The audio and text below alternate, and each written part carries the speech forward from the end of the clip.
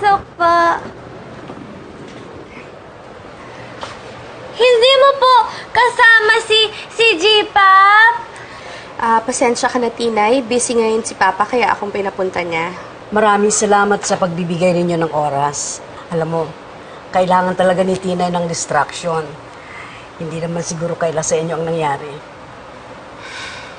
Sandali lang. Ikukuha kita na maiinom. Salamat po. Tita Helga! Laro tayo ng Zal House! Okay. Meron akong Zal House. Pakita ko sa'yo yung malaki. Tinay? Sino yan?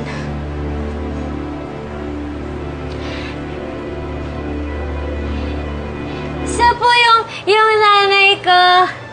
At saka lola po ni Chichi.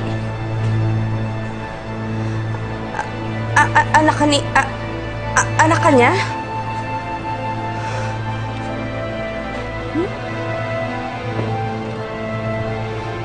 Uminom ka muna. Okay ka lang ba? Si Lorna yan. Asawa nung anak kong si Reynaldo. Bata pa si Tinay nung maaksidente silang dalawa eh.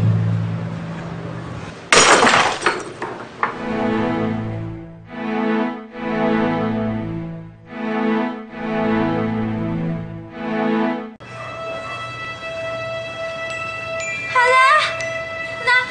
Nabasag niyo po yung baso, Tita Helga!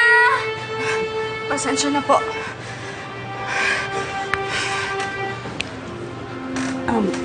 Okay ka lang? Bigla lang pong sumama yung pakiramdam ko. Nanginginig ka eh. Oo nga po, pasensya na po. Mauna na po ako, balik na lang po ako sa ibang araw. Ano kaya kung magpahinga ka na lang muna dito? Hindi na po, pasensya na po talaga. Maglalaro pa po tayo ng Zal House! Tita Helga! Zal House po!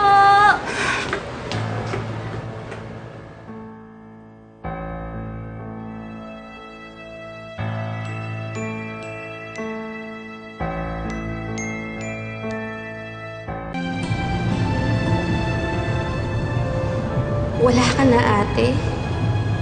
Ang sabi mo, lalayo ka lang. Bakit di man lang namin nalaman na wala ka na? Paano ko to sasabihin kay Papa? Paano ko sasabihin na may pamilya kang naiwan?